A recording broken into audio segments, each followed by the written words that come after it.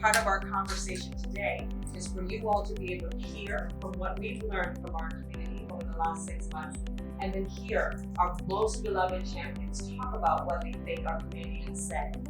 And what we believe our work is to do every day is to show up for the East Side. You can think about it. So one of my favorite diagrams is a Venn diagram.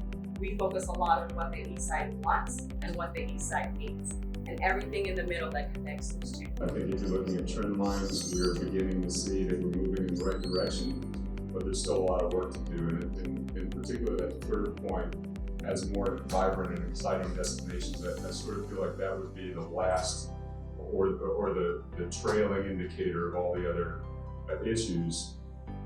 So let's talk about what's been happening over the last 10 years, specifically over the last 5 years. 10 years ago, our investments were really focused around how can we make use of federal investments, talking about the promise zone.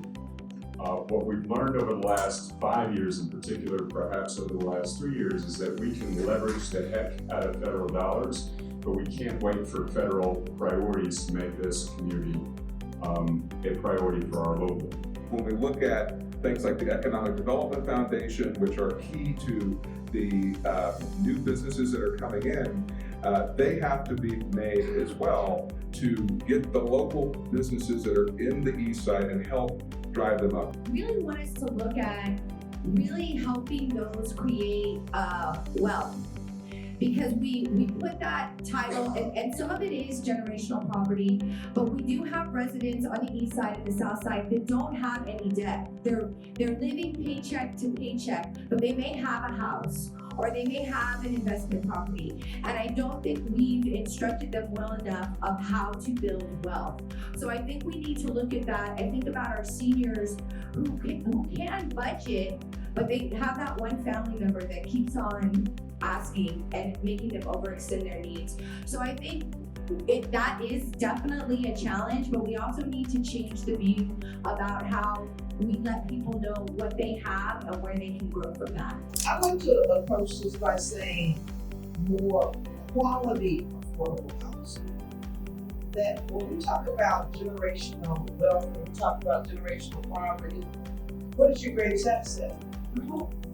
So if you have a home that only lasts 10, 15 years, what happens? It's a dump, and your children really can't resell it.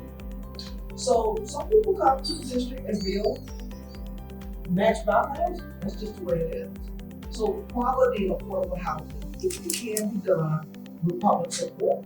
My goal is that 5 years from now, the concerns that people had 5 and 10 years ago aren't the same. And so I think that always has to be the focus. I think of something tangible that I'm excited to celebrate is, Mayor alluded to the lens of equity that the city adopted in 2017 for infrastructure specifically. And it used to be District 2 would get 11, 12% of infrastructure dollars. But this year we advocated for it to be based for the formula for funding to be based solely on condition. And so over the course of the next few years, we're going to receive about 15, 16% of funding. And that is a huge difference that adds up to millions and millions of dollars. That's more people who are going to have their streets repaved. That's more people who are going to have, who are going to be relieved from flooding because they're going to have drainage projects. I think that's one example where we need to start thinking about every area that folk have identified in the survey, including housing, including investment. We need to start looking at those metrics and thinking, how are we going to make sure that in the next 10 years, the community is flourishing and sustainable? So I appreciate this opportunity. Thank you very much.